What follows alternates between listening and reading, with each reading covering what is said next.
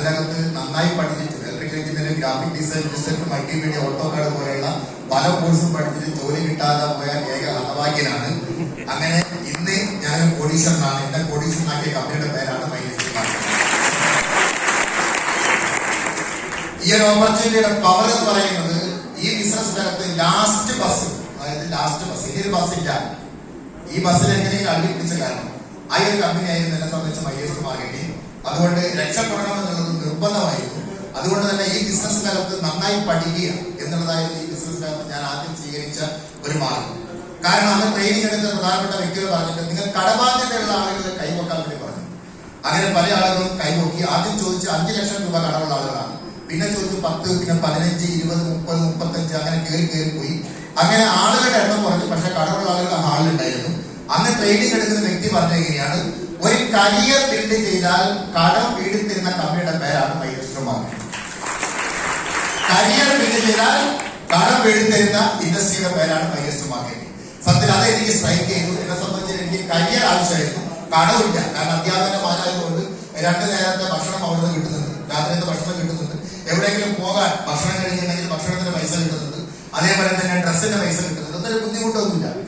പക്ഷെ ഒരു അധ്യാപകനായതുകൊണ്ട് തന്നെ അമ്മയ്ക്കുണ്ടായിരുന്ന അസുഖത്തിന്റെ ഭാഗമായി അധ്യാപക മേഖലയിൽ നിന്ന് അച്ഛൻ പോലും ഒരു കടക്കണിയിലേക്ക് പോകുന്ന സിറ്റുവേഷൻ കണ്ടിട്ടുണ്ട്. ഒരു എക്സ്ട്രാ വരുമാനം പലതവണ അച്ഛൻ ആഗ്രഹിച്ചിട്ടുണ്ട്. കാരണം അമ്മയ്ക്കുണ്ടായിരുന്ന അസുഖം കാരണം 10 ലക്ഷം രൂപ കയ്യിൽ ഇറങ്ങിപ്പോയി. അതുകൊണ്ട് തന്നെ ഭയങ്കരമായ ബുദ്ധിമുട്ടും പ്രശ്നങ്ങളും പ്രയാസങ്ങളും വന്നു. അതുകൊണ്ട് ഒരു മിഡിൽ ക്ലാസ് ഫാമിലിയിൽ നിന്ന് താഴോട്ട് പോകാതെ, അതായത് ലോവർ ക്ലാസ്സും അല്ല അപ്പർ ക്ലാസ്സും അല്ല, ഒരു മിഡിൽ ക്ലാസ് ലെവലിൽ നിന്ന് താഴോട്ട് പോലെ അച്ഛൻ പിടിച്ചു നിർത്തി. ഒരു ഗാന്ധിയനെ പോലെ ജീവിച്ചുകൊണ്ടാണ്. ഒരു വെള്ള ഷർട്ട്, വെള്ളമുണ്ട്, അതേപോലെ തന്നെ സിഗരറ്റ് വലിയില്ല, മദ്യപാനമല്ല. അതുകൊണ്ട് തന്നെ അങ്ങനെ പോകുന്ന ഒരു പൈസ അദ്ദേഹത്തിന് സേവ് ചെയ്യാൻ പറ്റും. അതുകൊണ്ട് കടത്തിലേക്ക് പോയില്ല, കടക്കടയിലേക്ക് പോയില്ല. പക്ഷെ നല്ലൊരു ലിവിംഗ് സ്റ്റാൻഡേർഡിലേക്ക് പോകാൻ ഒരു അധ്യാപക ഫാമിലിയിൽ എനിക്ക് സാധിച്ചില്ല. നിങ്ങൾക്ക് 2 രീതിയിൽ നിങ്ങൾ ജീവിക്കുകയാണെങ്കിൽ നിങ്ങൾക്ക് സന്തോഷം ഉണ്ടാവുന്നതാണ് പിന്നീട് എന്റെ ജീവിതം എന്നെ പഠിപ്പിച്ചത്. ഒന്നുകിൽ ഒന്നുമില്ലാത്തവരുടെ കുടുംബത്തിൽ നിങ്ങൾ ജനിച്ചാൽ നിങ്ങൾക്ക് കമ്പാരിസൺ ഇല്ല എന്ന് പറഞ്ഞു കഴിഞ്ഞാൽ അവിടെ ഏറ്റവും കൂടുതൽ സന്തോഷം. എന്റെ അച്ഛന്റെ കുടുംബത്തിനകത്ത് ഒരു വളരെ സാധാരണക്കാര ഫാമിലി ഉണ്ട്. ആ ഫാമിലിയിലേക്ക് ഞാൻ പോകുന്ന സമയത്ത് ആ ഫാമിലിയിൽ കൊല്ലി എന്നാണ് വീട്ടിന്റെ പേര്. കൊല്ലി എന്ന് പറഞ്ഞാൽ ഒരു വയൽപ്രദേശത്താണ്. അവിടെ പോകുന്ന സമയത്ത് ഞാൻ കണ്ടിട്ടുണ്ട് അവരൊക്കെ ചെറിയ വരുമാനം കൊണ്ട് സന്തോഷകരമായി ജീവിതം കാണിട്ടുണ്ട്. പക്ഷെ എന്റെ അമ്മ കുടുംബം എന്ന് പറയുന്നത് ഗസ്റ്റ് ഓഫീസർമാരാണ്. എന്റെ അമ്മ മാമന്മാര് 4 ആൾക്കാർ ഗസ്റ്റ് ഓഫീസർമാരാണ്. അവരെ മക്കളൊക്കെ എഞ്ചിനീയർമാരും ഡോക്ടർമാരും ഒക്കെയാണ്. പക്ഷെ അവിടെ പോകുന്ന സമയത്ത് അവർ വലിയ വീടുണ്ട്, കാറുണ്ട്, വലിയ ലെവലിൽ ജീവിക്കുന്നത് കണ്ടിട്ടുണ്ട്. പക്ഷെ വലിയ സമ്പന്ന കുടുംബത്തിൽ മിഡിൽ ക്ലാസ് ഫാമിലിയായി ജനിച്ചു കഴിഞ്ഞാൽ അവിടെ നിങ്ങൾ ദുരന്തം തുടങ്ങി. ആ ഫാമിലി ആയിരുന്നു ഞങ്ങളുടെ ഫാമിലി എന്ന് പറയാൻ. കാറില്ലാത്ത ഫാമിലി, വലിയ വീടില്ലാത്ത ഫാമിലി, അല്ലെങ്കിൽ നല്ല രീതിയിലുള്ള മാർബിൾ ഇല്ലാത്ത രീതിയിലില്ലാത്ത ഒരു വീട്, അങ്ങനെയുള്ള ഒരു കമ്പാരിസൺ അകത്ത് ഞങ്ങൾക്കൊക്കെ വലിയ ബുദ്ധിമുട്ടും പ്രശ്നങ്ങളും പ്രയാസങ്ങളും പഠനകാലം കഴിഞ്ഞതിന് ശേഷം ഈ കമ്പാരിസൺ ഞങ്ങൾ ബുദ്ധിമുട്ടിയിരുന്നു. അതുകൊണ്ട് പണം എന്ന് പറയുന്ന ഒരു അടിസ്ഥാനപരമായ ആളുകൾ നമ്മളൊക്കെ വിലയിരുത്തുന്നതിന് പിന്നിലുള്ള പ്രധാനപ്പെട്ട കാര്യമാണ് മനസ്സിലായി. അതുകൊണ്ട് തന്നെ ഞാൻ ഫറൂഖ് കോളേജിലാണ് പ്രീഡിഗ്രി പഠിച്ചത്. ഫറൂഖ് കോളേജ് പഠിക്കുന്ന സമയത്ത് അവിടെ കുറച്ച് ലെക്ചറായ ഒരുപാട് ആളുകൾ അതെന്റെ ക്ലാസ്മേറ്റ് ആയിട്ട് റൂംമേറ്റ് ഉണ്ടായിരുന്നു. പ്രിൻസിപ്പലിന്റെ മുതലാളിയുടെ മകൻ ഫൈസൽ എന്ന് പറയുന്ന ക്ലാസ്മേറ്റ് ആണ്. കോഴിക്കോട് അഫ്മാ ടവറിന്റെ മുതലാളിയുടെ മകൻ ഇബ്രസ് എന്ന് പറയുന്ന റൂംമേറ്റ് ആയിരുന്നു. അങ്ങനെയുള്ള പല ആളുകളും വലിയ വലിയ പണക്കാര ആളുകൾ, ബെൻസുകാരുകൾ, സഞ്ചരിക്കുന്ന ആളുകൾ വന്നിട്ടുണ്ട്. അവർക്കൊരു പ്രത്യേകമായ ഒരു മണമുണ്ട് എന്ന് പറഞ്ഞാൽ നല്ല പെർഫ്യൂമിന്റെ മണം, നല്ല ബ്രാൻഡഡ് ആയിട്ടുള്ള ഷർട്ട്, അതേപോലെ തന്നെ എന്തെങ്കിലും ഫംഗ്ഷൻ വരുന്ന സമയത്ത് ആ ഫംഗ്ഷന് നല്ല രുചികരമായ ഭക്ഷണം, ആ വീട്ടിലൊക്കെ പോയിട്ടുണ്ട് നമുക്ക് ഇരിക്കാൻ പോലും തോന്നാത്ത സിറ്റുവേഷൻ. അതുകൊണ്ട് ലൈഫിൽ ഞാനൊരു കാര്യം മനസ്സിലായി, നന്നായി ജീവിക്കുന്ന എല്ലാ ആളുകളും ബിസിനസ്സുകാരാണെന്ന് ഞാൻ എന്റെ ഈ അനുഭവം കൊണ്ട് ഞാൻ പഠിച്ചു.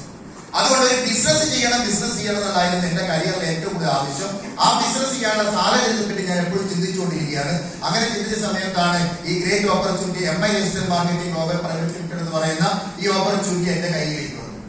എന്താണ് ബിസിനസ് ചെയ്യേണ്ട ഒറ്റ കാരണം മാത്രമേ, കൈയടിച്ചാൽ മാത്രമേ കാരണം പറയൂ. ഓക്കെ, മൈജി എന്ന് പറയുന്ന ഒരു ബ്രാൻഡ് നമുക്ക് കോഴിക്കോടുകാരനാണ്. ഷാജി എന്ന് പറയുന്ന അദ്ദേഹമാണ്. അതൊന്ന് കേരളത്തിലെ ഏറ്റവും പ്രധാനപ്പെട്ട ഒരു മൊബൈൽ റീറ്റെയിൽ അദ്ദേഹം മാറി. ആ മൈജിന്റെ ഓണറാണ് ഞാൻ ഒരു താൽക്കാലികമായി നിങ്ങൾ സങ്കല്പിക്കുക. അതുകൊണ്ട് തന്നെ ഇപ്പൊ നമ്മുടെ വിജയ് സാർ കൂടെ ഉണ്ട്. വിജയ് സാർ എന്റെ ഈ പറയുന്ന ഷോറൂമിൽ വന്ന് അദ്ദേഹം ഒരു 10,000 രൂപ തന്ന് എന്റെ കയ്യിൽ ഒരു മൊബൈൽ ഫോൺ വാങ്ങുന്ന സമയത്ത് എന്റെ കയ്യിൽ 6,000 രൂപയ്ക്ക് 8,000 രൂപയ്ക്ക് വാങ്ങി വെച്ച ആ മൊബൈൽ ഫോൺ അദ്ദേഹത്തിന് ഞാൻ കൊടുക്കും. ഇതല്ലേ കച്ചവടം? ഓക്കെ, ആ ഒരു കാര്യം മനസ്സിലായി. വാങ്ങിയ ഇദ്ദേഹത്തിന്റെ കയ്യിൽ നിന്ന് പണം പോയി വിൽപ്പനക്കാരനായി എന്റെ കയ്യിലേക്ക് പണം വന്നു. അംഗീകരിക്കുന്നുണ്ടോ? അംഗീകരിക്കുന്ന ആൾക്കാരെ കയ്യിൽ പോയി. ഓക്കെ, അപ്പൊ ഒരു കാര്യം നിങ്ങൾ വ്യക്തമായി മനസ്സിലാവണം. കച്ചവടക്കാരൻ എന്ന് പറയുന്നത് വിൽപ്പനക്കാരനാണ്, കസ്റ്റമർ എന്ന് പറയുന്നത് വാങ്ങുന്നവരാണ്. അങ്ങനെയാണെങ്കിൽ മൈലേസ്റ്റ് മാർക്കറ്റ് പറ്റി നിങ്ങൾ ഒരുപാട് കാര്യങ്ങൾ നിങ്ങൾ കേട്ടിട്ടുണ്ടാവും. അത് തട്ടിപ്പാണ്, വെട്ടിപ്പാണ്, ആളുകളെ പറ്റിക്കുന്ന പരിപാടികളൊക്കെ നിങ്ങൾ ഒരുപാട് തവണ ആൾക്കാർ കേട്ടിട്ടുണ്ടാവും. പക്ഷെ നിങ്ങൾ മനസ്സിലാക്കേണ്ടത് വാങ്ങുന്നവന്റെ കയ്യിൽ വിൽക്കാനുള്ള ലൈസൻസ് സൗജന്യമായി കൊടുക്കുന്ന കമ്പനിയുടെ പേരാണ് മൈലേസ്റ്റ്. അതുകൊണ്ട് ഇത്രയും കാലം നിങ്ങൾ കേട്ടത്, നിങ്ങൾ അനുഭവിച്ചത്, നിങ്ങൾ അറിഞ്ഞത് ഒക്കെ പൊള്ളയായ സത്യങ്ങളായിരുന്നു. കാരണം നിങ്ങൾക്ക് ഇത്രയും കാലം നിങ്ങൾ വാങ്ങിയത് എന്താണോ ആ വാങ്ങിയത് MRP-യേക്കാൾ വില കുറച്ച് കിട്ടുകയും അത് വിൽപ്പന നടത്താൻ നിങ്ങളെ സഹായിക്കുന്ന കമ്പനിയുടെ പേരാണ് മൈലേസ്റ്റ് മാർക്കറ്റിംഗ്. അതായത് തോട്ടി വാങ്ങാൻ പോയി ആനയെ കിട്ടുന്ന സമയത്ത് അത് വാങ്ങിയല്ലേ നമ്മൾ വേണ്ടത്.